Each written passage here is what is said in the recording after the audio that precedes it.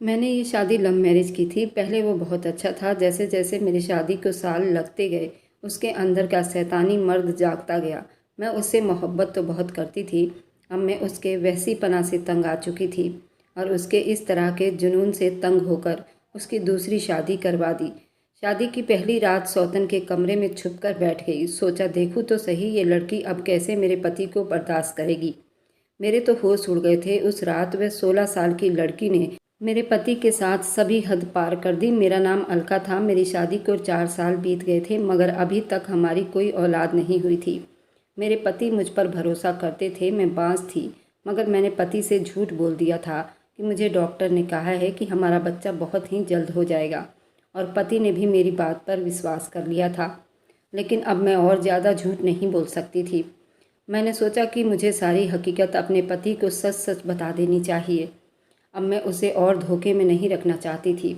अपने पति को हकीकत बताने से पहले एक बार मैंने अपनी माँ को फ़ोन किया, पूछा कि मुझे क्या करना चाहिए। मम्मी कहने लगी, तुम ऐसा करो कि अपने पति की दूसरी शादी करवा दो। तुम्हारा पति तुम्हारा एहसानमंद भी हो जाएगा और तुम्हें छोड़ने का कभी सोचेगा भी नहीं। मम्मी की बात सुनकर मुझे बहुत गुस्सा आया था, और साथ ही ये भी लगा था मेरी मम्मी मुझसे दुश्मनी निभा रही हैं, क्योंकि मैं उनकी बहुत बदनामी करा चुकी थी। मैं गुस्से से बोली, मम्मी मुझे आपसे इस बात की बिल्कुल भी उम्मीद नहीं थी। इतना कहकर मैंने गुस्से में आकर फ़ोन काट दिया। शाम का वक्त था। जब मेरे पति घर वापस आए तो मुझे देखकर बोले, क्या बात है, तुमने कमरे में इतना अंधेरा क्यों कर रखा है।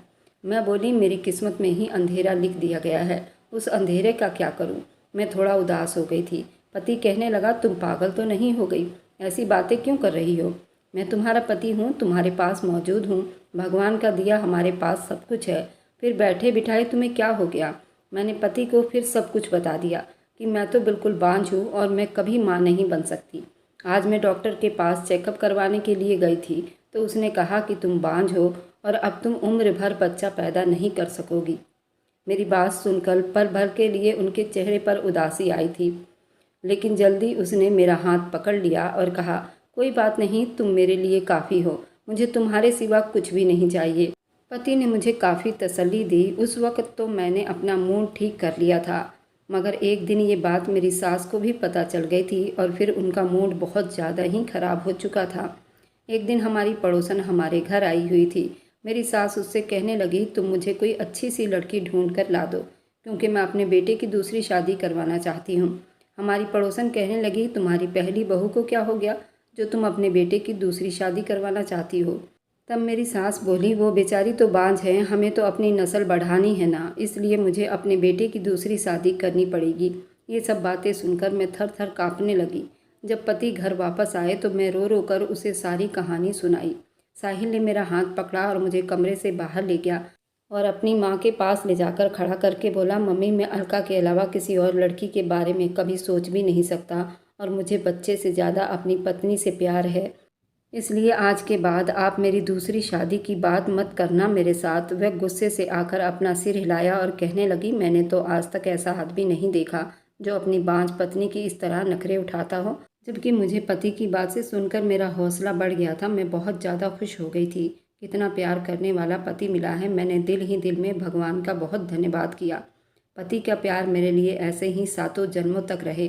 रात का खाना खाया। मैंने सोचा पति को चाय बनाकर दे आती हूँ। मैं चाय बनाने किचन में आई तो मेरी सास के कमरे से आवाज़ आ रही थी। मैं अपना नाम सुनकर चौंक गई थी। मैंने गौर किया तो अपनी बेटी से फ़ोन पर बात कर रही थी। तुम फिक्र मत करो, मैं अलका को डिवोर्स ज़रूर दिलवाऊंगी। मैं अपने बेटे की दूसरी शादी ज़रूर करवाऊंगी। तुम ऐसा करो कि उसके लिए कोई अच्छी सी लड़की ढूंढना शुरू कर दो। ये बातें सुनकर मैं रोने लग गई थी। मैं चाय बिना बनाए ही कमरे में आकर लेट गई। मुझे अब अपनी मम्मी का ख्याल आया था, मगर पिछली बार उन्होंने जो राय दिया था वो मुझे बिल्कुल भी अच्छा नहीं लगा था। वह भी मेरी सास की तरह मेरे पति की दूसरी शादी करवाना चाहती थी। मैं ना चाहते हुए भी अपनी मम्मी को फ़ोन मिलाया और रो पड़ी। मम्मी बोली, बेटा तुम कहाँ गायब हो गई थी, क्या मेरे साथ बात करने को जी नहीं कर रहा था। मम्मी की बात सुनकर मुझे हैरानी हुई थी। मुझे तो पता ही नहीं था कि मेरी माँ मेरे लिए तड़प रही होगी। मैं कहने लगी, मम्मी मेरी ज़िंदगी पहले तो बहुत अच्छी चल रही थी, मगर जब से मुझे इस बात का पता चला है कि मैं बच्चे पैदा नहीं कर सकती, तब से हर वक्त मेरे सर पर तलवार लटकती रहती है। मेरी सास अपनी बेटी से कह रही थी कि वह अपने भाई के लिए रिश्ता ढूंढे।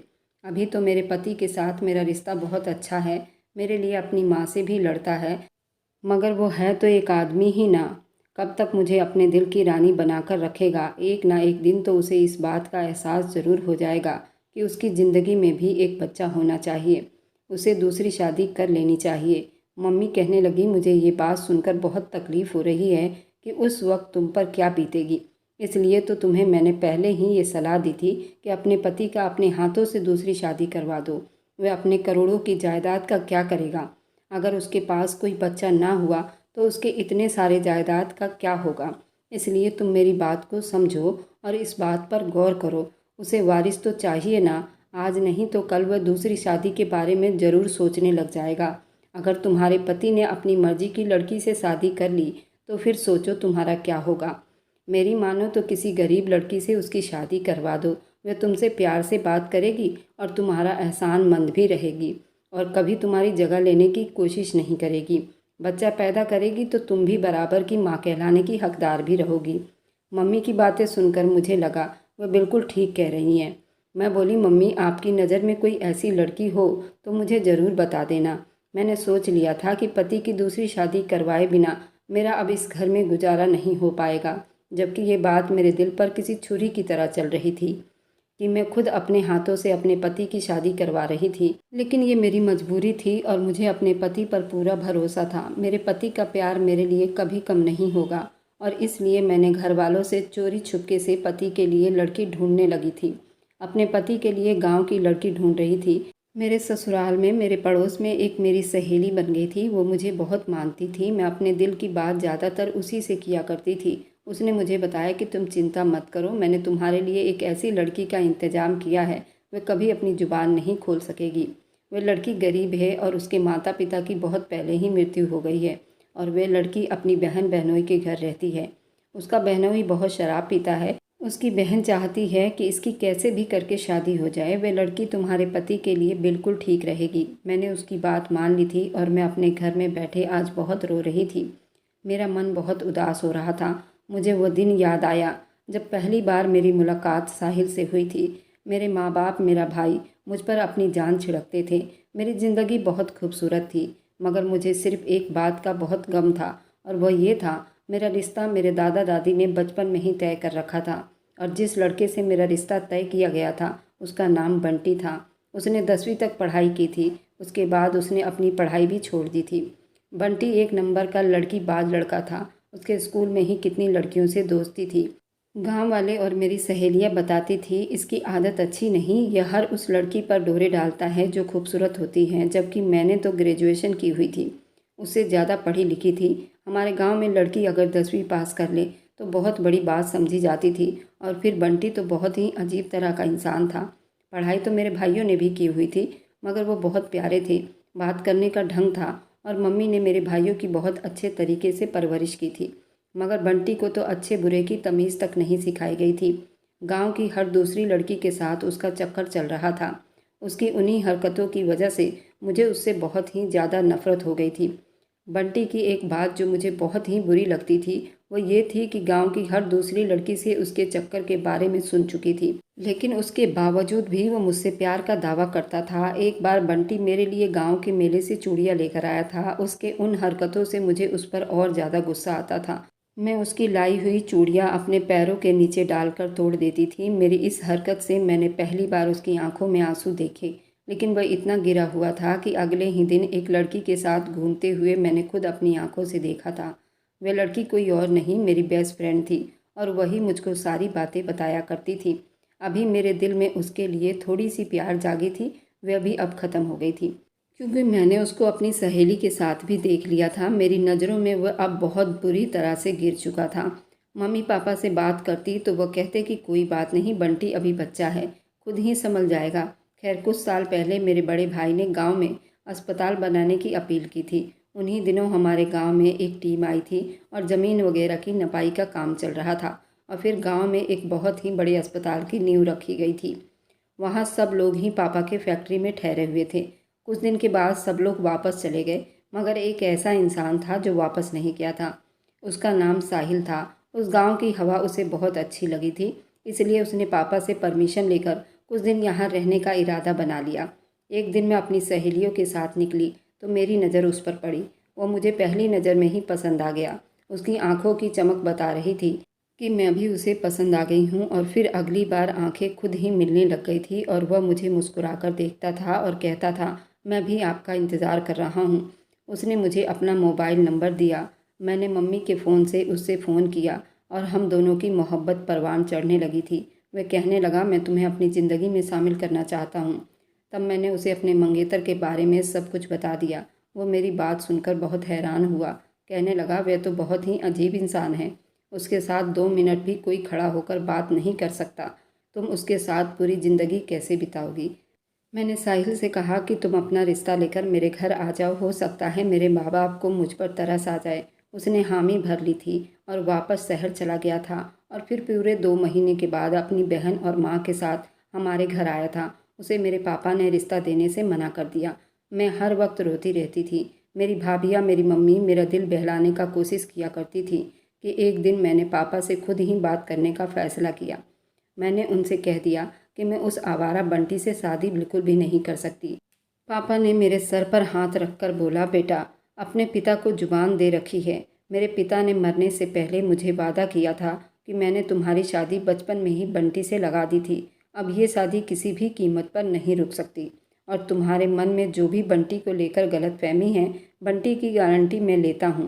पापा की बात सुनकर मुझे बहुत ही दुख हुआ था। मेरी आंखों में आंसू आ गए थे।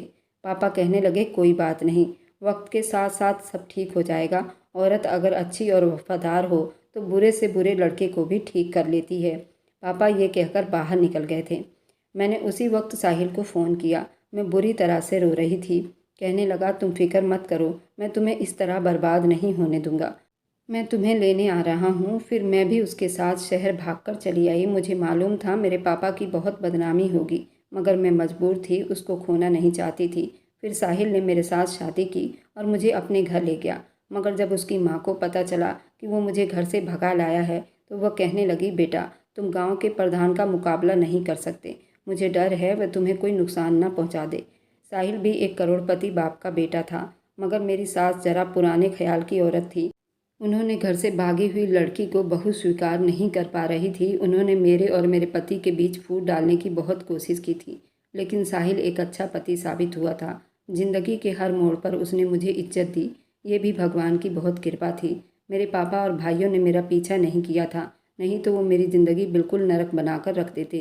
खैर, नरक तो अब भी बनी हुई थी, क्योंकि मुझे इस बात का पता था कि मैं बांझ हूँ, बच्चा पैदा नहीं कर सकती। मुझे कभी कभी ऐसा लगता था शायद मैंने अपने माँ बाप और भाइयों की बहुत बदनामी की और उनका दिल दुखाया। उसकी वजह से मुझे ये सब सज़ा मिली है।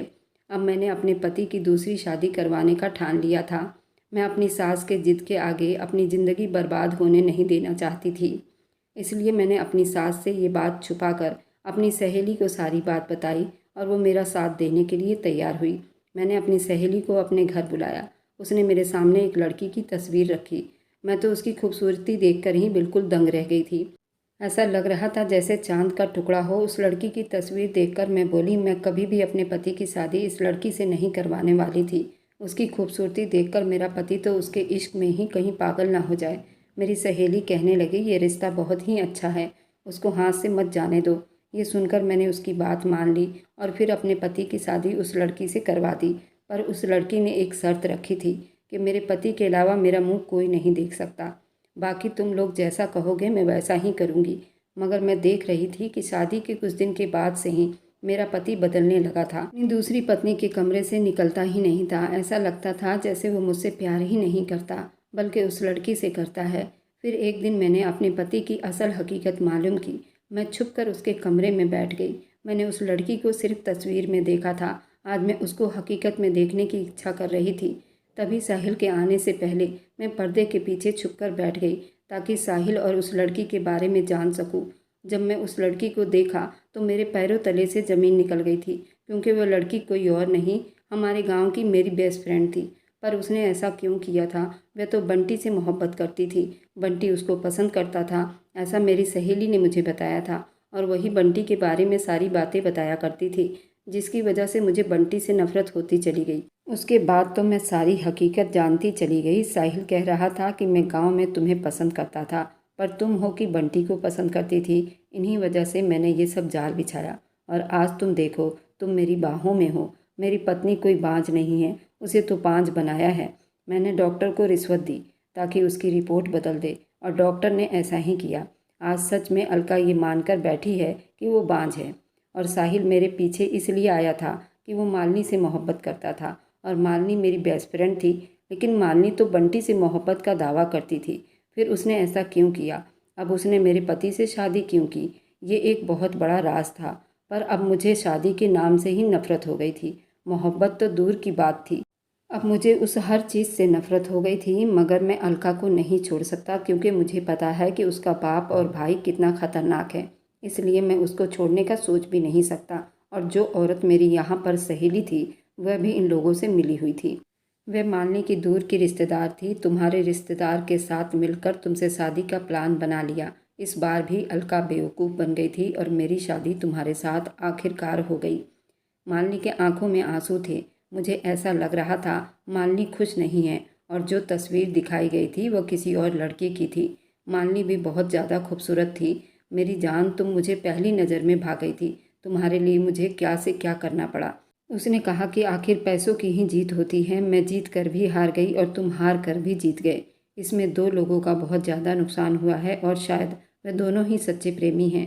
साहिल ने कहा, क्या कह रही हो? मुझे कुछ समझ में नहीं आ रहा। कोई बात नहीं, मुझे तो मेरा प्यार मिल गया। मुझे और क्या चाहिए? उसने कहा, ये प्यार नहीं, ये सिर्फ जिद है। उनकी बातें सुनकर मेरे पैरों तले से ज़मीन निकल गई थी और मुझे कुछ समझ में नहीं आ रहा था आखिर क्या हो रहा है मेरे साथ। साहिल उसके साथ बहुत रोमांटिक बातें कर रहा था। मैं पूरी ज़िंदगी अब तुम्हारे साथ रहूँगा। ये मैं क्या सुन रही थी? मेरा पति क्या बोल रहा था, जिसकी वजह से मैंने खुद को दांव पर लगा दिया था? मैं दबे कदमों से उसके कमरे में चली आई। वो मुझे अपने सामने देखकर बिल्कुल हैरान हो गया था। उसे शायद अब बिल्कुल भी ये उम्मीद नहीं थी कि मैं उसकी राज इतनी जल्दी जान लूँगी, क्योंकि उसने मुझे बड़ी आसानी से बेवकूफ़ बनाया था और मैं बन भी गई थी। उस बेवकूफ़पन को मैं मोहब्बत समझ बैठी थी और इतना बड़ा फ़ैसला कर लिया था। मैं बोली, अगर छोड़ना ही था तो यूं ही छोड़ देते। मुझे बाज बनाना ज़रूरी था। किसी इंसान से भगवान की दी हुई भेंट छीन लेना उसका खून कर देने के बराबर होता है। तुम सब ने मिलकर मुझे बेमौत मार दिया है। इतना कहकर मैं उसके कमरे से बाहर निकल आई। वे दोनों मेरे पीछे आए। कमरे का दरवाज़ा खटखटा रहे थे, मगर मैंने दरवाज़ा नहीं खोला। फिर उसी रात मैं अपने पति के घर से और उसकी ज़िंदगी से हमेशा के लिए निकल आई। मैं एक अनाथ आश्रम में रहने लगी। मैंने अभी तक उससे डिवोर्स नहीं ली थी, क्योंकि अब मुझे किसी भी आदमी पर भरोसा नहीं था। तो फिर डिवोर्स लेने का क्या फ़ायदा? मम्मी से फ़ोन पर बात किया करती थी और वो मुझसे मिलने भी आ जाती थी। वो मुझे घर ले जाना चाहती थी, मगर मुझ में इतनी हिम्मत नहीं थी कि मैं अपने भाई और अपने पिता का सामना कर सकूं। एक दिन अपनी किस्मत पर बैठी आंसू बहा रही थी, तब बाहर बैठा गार्ड मेरे पास आया। उसके हाथ में एक लिफाफा था। मुझे देते हुए कहने लगा, मैडम जी, ये लिफाफा एक आदमी आपके लिए दे गया है। उस लिफाफे पर नज़र पड़ते ही मुझे पहला ख्याल अपने पति का आया था। जी चाह रहा था कि वह लिफाफा उठाकर जल्दी बाहर फेंक दूं। जल्दी अपने उस ख्याल को पूरा करने के लिए मैं आगे बढ़ी, लेकिन फिर कुछ सोचकर मैंने वह लिफाफा उस कार्ड से निकाल लिया। वह लिफाफा खोला, मेरी सांसें ऊपर की ऊपर और नीचे की नीचे रह गई, क्योंकि उसमें वही रंग बिरंगी चूड़ियाँ थीं जो कभी मुझे बंटी ने लाकर दी थी। उन चूड़ियों को देखते ही बंटी का चेहरा मेरी आंखों के सामने घूमने लगा। ये चूड़ियाँ मुझे उसी ने भेजी थी। मैं जल्दी दरवाजे की तरफ भागी थी और गार्ड से पूछा, ये चूड़ियाँ तुम्हें किसने दी? तो उसने बताया कि वह तो चला गया। बंटी का चेहरा मेरी आंखों के सामने घूमने लगा। क्या बंटी को मैं अब भी याद थी? फिर उसने मालिनी को क्यों छोड़ा? मालिनी से तो वो बहुत प्यार करता था। आखिर क्या वजह थी उसने मालिनी को नहीं अपनाया? क्या था ये सब? मुझे कुछ समझ नहीं आ रहा था। मालिनी तो कहती थी वो मुझ पर मरमिटा है। साहिल तो कह रहा था कि वो मालिनी के लिए ही मुझे बलि का बकरा बनाया था। आखिर क्या था ये सब राज? मुझे कुछ समझ ही नहीं आ रहा था। मेरा दिमाग सुन्न होते जा रहा था। ये बात तभी पता चलती जब बंटी से मैं आमने सामने बात करती। मैंने कभी बंटी से बात करने की कोशिश ही नहीं की थी। सिर्फ मालिनी के मुंह से ही उसकी बुराई सुना करती थी। वही मुझको उसके बारे में बताया करती थी। वह इस लड़की के पीछे, उस लड़की के पीछे है। मैंने उसको वहाँ देखा है, मैंने उसको यहाँ देखा है, लेकिन मैंने आज तक किसी लड़की के साथ बंटी को नहीं देखा था। और शायद यही मेरी सबसे बड़ी गलती थी। कि मैं दूसरों की बातों में बहुत जल्दी आ जाया करती थी। मैंने मालिनी की वजह से ही बंटी से इतनी दूर हो गई थी, उसकी हकीकत को नहीं जान पाई थी और आज मुझे बंटी की बहुत याद सता रही थी। क्या वह अब भी मुझसे प्यार करता था? लेकिन मैं अब किसी और पर विश्वास नहीं कर सकती थी। मैंने चूड़ियों को हाथ में थामे वापस कमरे में आ गई। अगले दिन जब मेरी माँ मुझसे मिलने आई तो बंटी के बारे में पूछा और बंटी के बारे में जो कहानी मुझे मेरी माँ ने सुनाई उसे सुनकर तो मेरा दिल तड़प उठा था। मेरी माँ ने बताया कि जिस दिन तुम साहिल के साथ घर से भाग आई थी उस दिन बंटी बहुत रोया था। उसकी चीखों से पूरे गांव का दिल दहल गया था। माँ ने बताया कि तुम्हारे जाने के बाद वह एकदम बदल गया था। उसने अपने पिता की सारी ज़मीन बेचकर गांव में एक स्कूल खुलवाया और एक अच्छा आदमी बन गया है। ये सुनकर मैं रो पड़ी थी। एक दिन मम्मी बंटी को मेरे पास लेकर आई। वो कहने लगा, अलका, मेरी गलती यही थी कि मैं तुम्हारी उम्मीद पर पूरा नहीं उतर पाया, क्योंकि मालिनी ने हमेशा हम दोनों का गलत इस्तेमाल किया। तुम मालिनी की बेस्ट फ्रेंड थी। मालिनी मेरे पीछे पड़ी हुई थी। वह कहती थी मैं तुमसे मोहब्बत करती हूँ, लेकिन मैं तो तुमसे मोहब्बत करता था। मैंने मालिनी से साफ साफ कह दिया था कि मैं सिर्फ अलका से मोहब्बत करता हूँ, पूरी ज़िंदगी उसी से करता रहूँगा। उसने हम दोनों के बीच बहुत गलतफहमियाँ पैदा की। उसने मेरे बारे में सिर्फ तुमसे गलत बातें बताई। इसी गुस्से में आकर आज उसने तुम्हें पूरी तरह से बर्बाद कर दिया है, क्योंकि उसे पता था कि तुम साहिल की पत्नी हो और साहिल तुमसे नहीं, मालिनी से मोहब्बत करता था। उसने जब हार मान लिया कि मैं उसे कभी नहीं अपना सकता, तब उसने तुम्हारी ज़िंदगी में जहर घोला और उसने साहिल से शादी कर ली कि तुम बुरी तरह से टूट जाओ। लेकिन मैं तुम्हें टूटने नहीं दूंगा, ये मेरा वादा है। मेरे दिल के दरवाजे अब भी तुम्हारे लिए खुले हैं। मेरे दिल में तुम्हारे सिवा कोई और लड़की नहीं। ये सुनकर मैंने उससे कहा, मैं साहिल की पत्नी हूँ और बांझ औरत हूँ। जिस पर बंटी ने कहा कि अलका, तुम मेरे लिए वही हो जो पहले थी, जिसे मैं आज भी उतना ही मोहब्बत करता हूँ। ऐसा करता रहूँगा जब तक मेरी ज़िंदगी है। अगर तुम शादीशुदा बांझ हो तो मुझे कोई परवाह नहीं। मैं ये सुनकर खुश हो गई। मम्मी ने मुझे बताया बंटी अब भी मुझसे शादी करना चाहता है, इसलिए मैंने हाँ कर दी और सबसे पहले साहिल से डिवोर्स ली। उसकी असली औकात दिखा दी। जहाँ मेरे भाई और पिता ने खुशी से मेरी शादी की, क्योंकि उनकी खुशी यही थी। एक हफ्ते के अंदर अंदर मेरी और बंटी की शादी हो गई। मेरे माँ बाप ने बड़ी धूमधाम से मेरी दूसरी शादी करवाई। ऐसा लगता था ये मेरी पहली शादी है। शादी की खुशी क्या है, मैं अब उसे महसूस कर रही थी। आज मेरा दिल सिर्फ बंटी के नाम से धड़क रहा था। मैंने कभी नहीं सोचा था कि बंटी के साथ मेरी ज़िंदगी इतनी खुशहाल होगी। शादी के एक हफ्ते के बाद ही मुझे उल्टी आने लगी थी। बंटी मुझे तुरंत अस्पताल ले गया। वहाँ पता चला कि मैं 3 महीने से प्रेग्नेंट हूँ। ये बच्चा ज़रूर साहिल का ही था। बंटी ने एक शब्द भी कुछ ना कहा और वह इतना खुश हो गया जैसे पूरी दुनिया उसके कदमों के नीचे है। उसने मेरा इतना ख्याल रखा और कभी उसने ये ना पूछा ये बच्चा मेरा नहीं, क्योंकि अभी बंटी से मेरी शादी को 1 हफ्ता हुआ था और मेरे पेट में बच्चा 3 महीने का था। मैंने 6 महीने बाद एक बेटे को जन्म दिया था। बंटी मुझे गांव से शहर लाया था ताकि मेरे ऊपर कोई उंगली ना उठा पाए। आज मैं बहुत खुश थी, क्योंकि असली प्यार तो मुझे बंटी दे रहा था। मैंने बंटी को अपनी और साहिल की सारी कहानी सुनाई थी। एक दिन अपने बेटे को लेकर बंटी और मैं शॉपिंग के लिए गए थे। वहीं दुकान के बाहर साहिल और उसकी पत्नी मालिनी मिली, लेकिन उसके चेहरे पर एक चमक नहीं थी। वह शर्मिंदा था। कहने लगा, मुझे और मालिनी को अपने किए की सज़ा मिल गई है। मैंने बांझपन का नाटक किया और देखो ना, मालिनी सच में बांझ है। मेरी शादी को 3 साल बीत चुके हैं और मैंने मालिनी का लगातार इलाज करवा रहा हूँ। डॉक्टर ने हर जगह से जवाब दिया है कि ये बच्चे पैदा नहीं कर सकती, ये बांझ है। मेरे साथ तो वही किस्सा हो गया है। जंगल में शेर आया, झूठ मूठ शोर मचाया। जब शेर आया तो किसी ने नहीं बताया। मुझे शेर ने जख्मी कर दिया है। मुझे कभी औलाद नसीब नहीं होगी। मालिनी भी अपना सर झुकाए खड़ी थी। उसने एक नज़र भी बंटी को नहीं देखा। उसने दौड़कर आकर मुझे गले से लगा लिया और उसने कहा कि बंटी हमेशा तुम्हारा था, तुम्हारा ही रहेगा।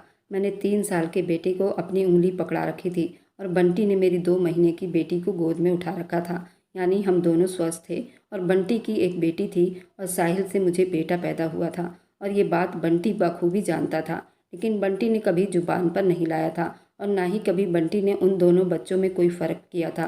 पर यह बात मैंने साहिल को बिल्कुल भी नहीं बताई थी और ना ही मैं बताने वाली थी, क्योंकि वह इसी लायक था। वह एक नंबर का धोखेबाज था और मालिनी भी उससे 100 कदम आगे थी। उन दोनों को ये सज़ा मिलनी ही थी। आप लोग बताइए, क्या मुझे साहिल को ये बतानी चाहिए कि उसका बेटा मेरे पास है? एक दिन मैंने बंटी से बात की थी। उसने कहा कि ये तुमने पैदा किया है, उसकी हकदार भी तुम हो और तुम ही फैसला करोगी तुम्हें क्या करना है। उसने कहा कि मुझे तो सिर्फ तुमसे मोहब्बत है और तुम्हारे जिस्म से जो भी बच्चा पैदा हुआ वो मेरे दिल के पास है। जितनी मोहब्बत मुझे तुमसे है उससे कहीं ज़्यादा उन बच्चों से भी है। बंटी ने कहा, अगर तुम कहो कि दिन है तो मैं कहूँगा दिन है, अगर तुम कहो कि रात है तो मैं कहूँगा रात है, मुझे कोई ऐतराज़ नहीं होगा। तुम मेरी सांसें हो, तुम ना रही तो मैं तुम्हारे बिना जिंदा नहीं रह पाऊँगा। मैं बंटी की मोहब्बत में तो रोज़ निखरती थी। मैं अपने आप से बहुत शर्मिंदा थी कि मैंने क्यों ऐसे इंसान पर विश्वास ना किया, दूसरों की बातों में आ गई। मेरी कहानी सुनाने का मकसद यही है, अगर कोई तुमसे कहता है फला आदमी गलत है तो तुम्हें खुद से उस इंसान को जानने का मौका देना चाहिए, ना कि दूसरों की बातों में आकर उसको गलत ठहराना चाहिए। मैं आप लोगों से पूछती हूँ, क्या मुझे साहिल का बच्चा वापस लौटाना चाहिए या नहीं। और मेरी वीडियो आप लोग जहाँ कहीं से भी देखते हैं, कमेंट में अपने शहर और राज्य का नाम ज़रूर बताइए। मुझे आप लोगों के कमेंट पढ़ने में बहुत आनंद आता है और उन सभी का मैं बहुत बहुत धन्यवाद करना चाहती हूँ जो लोग मेरी वीडियो को देखते हैं, लाइक करते हैं और शेयर करते हैं। अगर आपको आज की कहानी पसंद आई है तो वीडियो को ज़रूर लाइक कीजिएगा और अपने दोस्तों के साथ शेयर भी कीजिएगा। और हाँ, अगर आपने अभी तक हमारे चैनल को सब्सक्राइब नहीं किया है तो ज़रूर सब्सक्राइब कर लें। मिलते हैं हम अपनी कल की एक और नई दिलचस्प कहानी के साथ। मुझ पर सदा अपना प्यार और स्नेह बनाए रखें। सभी को मेरा प्यार भरा नमस्कार। दोस्तों, खुश रहें, स्वस्थ रहें, मस्त रहें।